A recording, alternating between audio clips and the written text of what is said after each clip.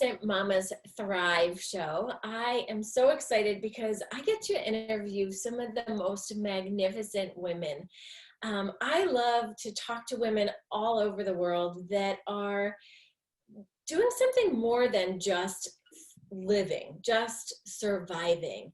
And I feel like when we get together and really pull out our stories, we see that there's so much more in us, and we have what I call like the wisdom keeper within us, and we have stories to share. We have tips and tools and advice to share, and it's not just our title and what we do for a living. We have a backstory.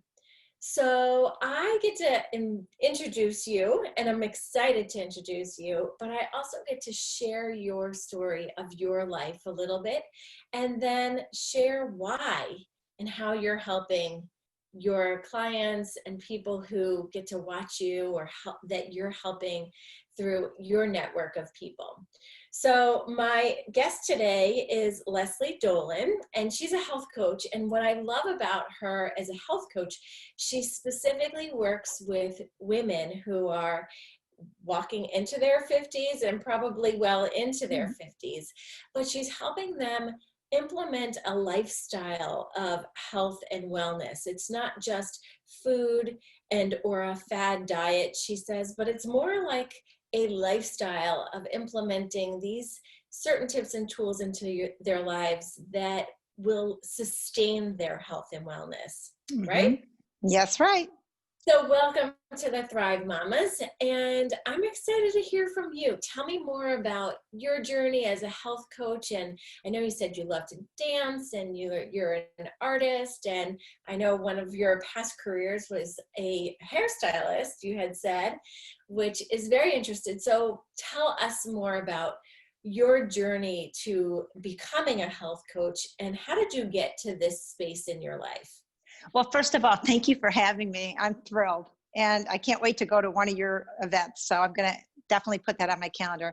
So I'm actually from Ann Arbor, Michigan. I moved here 10 years ago to be with my husband, who's from here. And I created my health coaching practice about that time. And like you had discovered in California when you moved, there was nobody here that I knew. So it was really a tricky time for me. But I was able to put it together, and I created the coaching practice that I have specifically because of how my life was affected without knowing how to be healthy and fit without dieting and doing fads and over exercising. So that was my MO all my adult life. And I was increasingly becoming addicted to sugar and caffeine, and I just started to crumble, basically, unravel with my health. Not only was I not eating properly, I was running 100 miles an hour on caffeine, raising my 2 daughters, and I was single at the time. So it really affected me over time. And when I hit the wall, I developed 2 autoimmune diseases. And then on top of that, ulcers and later breast cancer. So clearly the way I was living had to stop. And all the medical the help I was getting, although it was magnificent, it was limited. So I realized I had to go outside the box. And I actually hired a coach 15 years ago, before coaching was even heard of. And she was from Toronto, Canada. I never met her. And we didn't have Zoom. We just did phone calls. And she helped me heal my body with food. Yeah. And then she introduced me to a type of exercise that facilitated my healing. And that was like the light bulb changed. I mean, it was like a life-changing event. Now, I had been in the salon industry for years, 30 years. I was not a hairstylist, I was in the spa industry. So I just knew that this was my calling. Like, I had been looking for years and years to find my heart's calling. I knew that what I was doing, even though I enjoyed it, was not where I was supposed to be. It wasn't where God wanted me to be. And when I worked with Susan Sly, and she showed me what she showed me, I was like, I want to do this. I didn't do it like her. I found my own way. So I just went to school, became educated, and a lifelong learner. I'm still in school. In fact, I'm taking some courses now, but that's how it transpired. It wasn't like okay, I'm going to do this. It was like, this happened to me. I got very sick. I decided that the way I was living wasn't working. And I found the tools little by little to create that change. And so when I did that, I just thought, I really can't keep this to myself. This is something I want to share with other women. So that's how I got started. And it's interesting because I feel like, especially when we walk our talk, we see the transformation. So it sounds to me like when you were raising your two girls, living as a single mama, you were in just survival mode, and you were just getting through life. Mm-hmm. I always say, and that's really not what we're here to do. We're humans, and we're here to thrive, and life doesn't have to be so easy. But what happened for you, it sounds like your body was manifesting the dis-ease, and it caused disease through the breast cancer.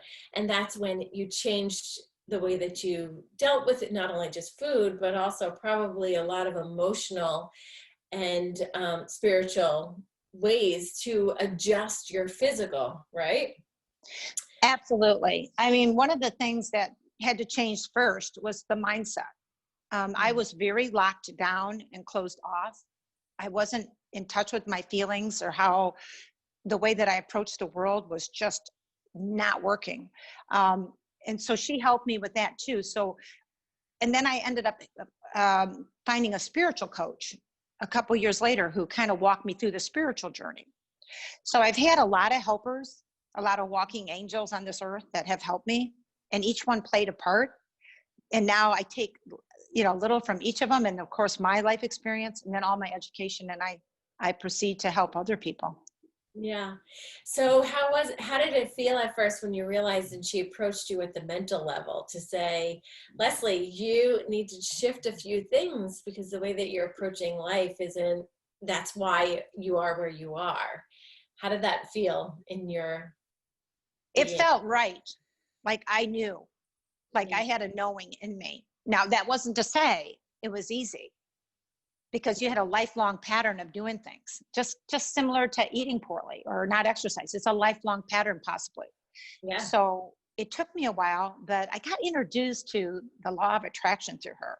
Now, I'm not saying I'm all into that completely. A lot of people think it's woo-woo, but I'm telling you what, Elizabeth, at the time, it worked for me beautifully, because it took me from a place of not believing in myself to believing that anything's possible. And I'm telling you that just catapulted me from point A to point B. I love that. I actually am a woo-woo person. I've been a woo-woo person and have manifested some amazing things. Oh yeah. And I do come from that mindset of small, very, very small. Hence why I started these interviews, because I knew that it wasn't just me who lived in this small little mind, that if I was there, I'm sure that there are so many other women who are thinking small, but need somebody like you and me and all of the others to just say, you know what, we've all been there. We've all held ourselves back from that negative thinking and that self-talk that's not working. And what if we put positive out there? And what if positive does come back? Because look, if I'm getting negative, if I'm getting things that I don't want, that's a thought process. So I am attracting something, right? It's absolutely. just be the things that I want. So what if I pivot and shift it to things that I do desire? And that's tuning back into that heart. And as I am an energy worker, so one of the things when I heard you say breast cancer, and I go on a limb because I know I have medical people looking at me all the time, but when I look at that body, and when a woman comes to me and she's struggled or suffered with breast cancer, I always say, where's that broken heart? Where did the heart get broken? Mm-hmm. And throughout your life, you better believe it. Yeah. And how do we work on that? Not to say I'm going to ignore the breast cancer, but I'm going to say, let's heal the heart, right? So then the heart leads the life. So it sounds like that's what you've done. And then you followed your husband or found him and brought you to Milton, Delaware. Uh-huh. And so love led you to healing. Yeah. It did. It did. Not to say it's been easy, but it's me moving from being in Michigan for 50 years or 52 years and being, it was a tough move, but it's been, I'm happy here. And I'm glad to have found your group because I do feel disconnected a lot because I'm up in my office working or I'm training a client privately, but that doesn't mean I'm really making friends. Right. So yeah, so it's important, and sometimes if you have a sensitive energy like I do, even though it doesn't seem like I do because I'm pretty outspoken, it's sometimes hard to let other women in. Yeah, what's our protective measures from the years and years of practice. Yeah. Mm-hmm. And that's just clearly becoming aware of. That's one, how we've been taught. Yeah. And two, of rewinding or erasing and nurturing that young girl who you were when you were hurt by another girl or woman.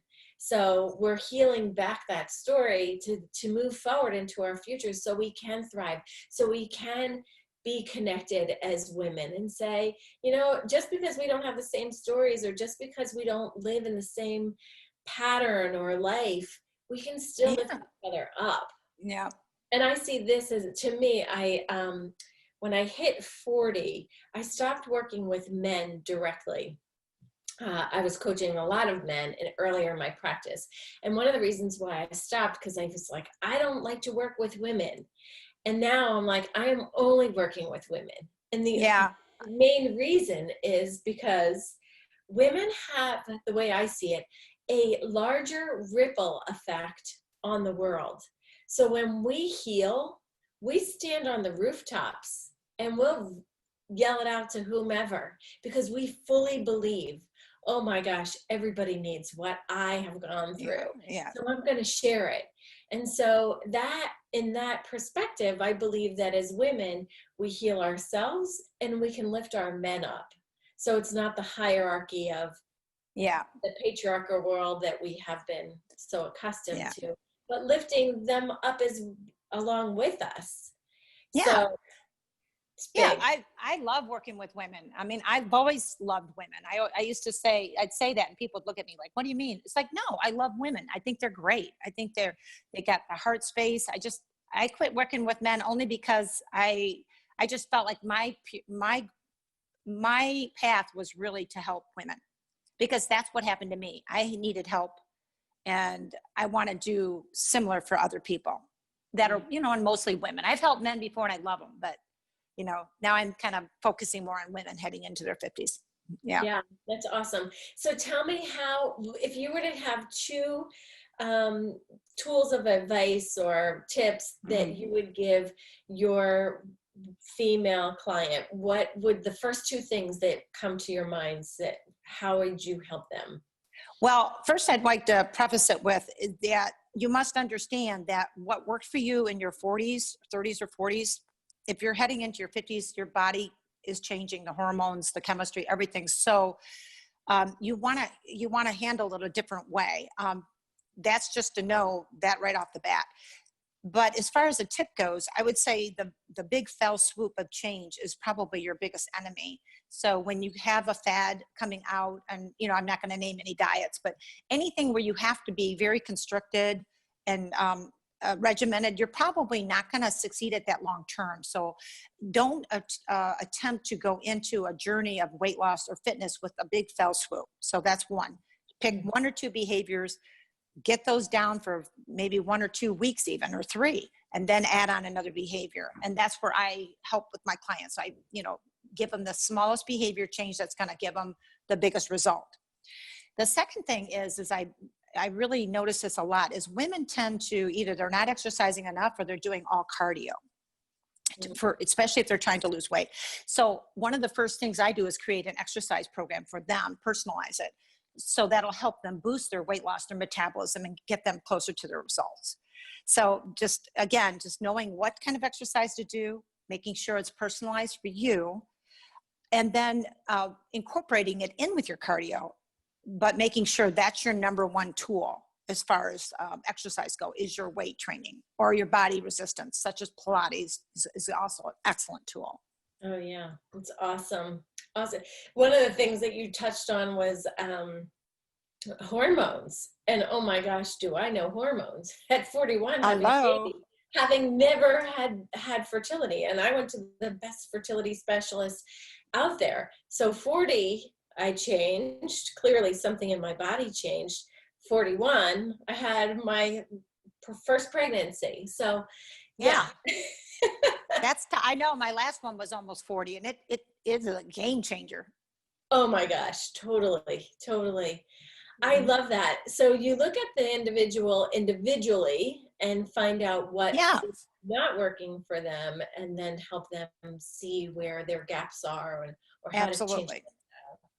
I do. Awesome. Yeah. So it's such a personal journey. Everybody comes into it at a different stage, where the way they're thinking, the way they're eating. So everything's looked at. Because I'm not a nutritionist or a dietitian, I don't do any meal plans, but more so creating change around food and fitness that gets them the results that they are looking for. So I dive in looking at everything. You know, how is their life? How is their day turning out? How does it start? How does it end? Also, do they have any issues with certain types of foods they can't eat? So just kind of like moving around those things without creating anything finite like a plan, but giving them food options and exercise, and also working with mindset to help them get to where they want to go. Because the thing I noticed about women is sometimes they try so many different things and it doesn't work, and they tend to just give up. Mm-hmm. And that's where I just don't want them to, I don't want them to do that, because they don't have to give up. They can actually, if they know what to do and how to do it, they can actually get more accomplished than they actually thought they could. That makes sense. Yeah. Oh, definitely. So what is the one thing that you would say if someone's stuck in a rut? They know what they need to do, they may have the tools, but they just don't know how to shift their mindset to kick themselves in the butt and say, I'm just literally surviving. And especially right now in the times that we're in, I'm hearing a lot of people are overeating or drinking too much, sleeping till 10, 11 o'clock in the morning. And a lot of people are frustrated and upset with themselves. So that's mindset. What would you give that person who's struggling with that? Well, I know what it feels like, because I struggle with it too. Just because I've gotten to this point in my life doesn't mean I don't go back. And what I would start with somebody with is a morning ritual. I always go right back to that real basic nugget, is to get up in the morning, get your hydration down, your inflammation tools like in your water, ginger and lemon, some green tea. And then I head up and do my meditation on Insight Timer or Calm. And then, 5 things I'm grateful for. So that's how I have my clients reboot with that. And then we move on from them. Like I just had a client reconnect with me. She put some weight on during the pandemic. So common. We're having more happy hours, things of that nature that people drink. And so I got her started back with that. And then just really starting cleaning up around the edges, getting her more organized with her day. Because what happened, as you said, this day just goes on and on. So I had her start going to bed at a regular time. We started small, a couple nights a week, then setting her alarm, doing the morning ritual a couple days a week. And then from there, we added on. So the organization of the day, and then also scheduling in her exercise. So those are just little tips that I, start off with. But, of course, there's so much more. Yeah, those are huge. I think that those are huge for just the small things that end to be huge results. And sleep. Like when people don't sleep, they don't realize how much of an impact that has on their every day. I know as a mom, young kid, and also a new puppy, like that disturbed sleep is crazy. It does, yeah. Well, it makes it harder to get up and get your breakfast or get your workout in and get your meditation in. So it does. I love that you're suggesting bedtimes and wake times. It's so powerful. I live by that. Awesome. So, where can we find you? It sounds like you work from online. Tell me where you hang out, where are your Yeah. social Yeah. media, your website. Well, I was working at Flex World Gym. It's going to be reopening. I also work at Kings Creek Country Club and Rehoboth Beach Country Club. But again, now it's a little shifting. I do work online, but before the pandemic, I worked in person as well. On Facebook, I have a private Facebook group called Transformation from the Inside Out. And then also I'm Coach Lesslee, it's spelled Lesslee. And then on Instagram, I'm Coach_Lesslee with the different spelling. So, and I have my website, Coach Lesslee, everything's Coach Lesslee. And I'm just getting ready to do a 5-day Strike Sugar, a challenge starting June 6th. For, it's 5 days, and I'm going to be walking through every day what we're going to do, some action plans, very simple, but very, if you stack them up, it's going to be very powerful to help people get off of sugar, processed foods, and alcohol just for 5 days to give them a reboot. I love it. I love it so much. Lesslee, thank you so much for spending time with me today. I feel Sure. so inspired, and I love that obviously you're older than 50, not assuming, but mainly because you're working with people. You look fantastic. Thank you. Yeah. Yeah, I'll be 64 in July. So, hey, I'm on this side, so I'm still thanking God for it. So. Oh my gosh, I love that, and the energy that you have, and what you've created. I feel like that's a part of thriving in life, and you can't just live and expect life to be great. You have to make intention and take the action to make it happen. So I see that you are living you're walking your talk.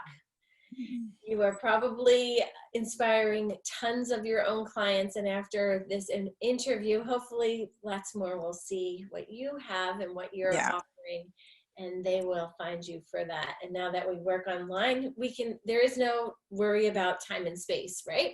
No, that's the great thing about online is like you got Zoom, you got live, you're good.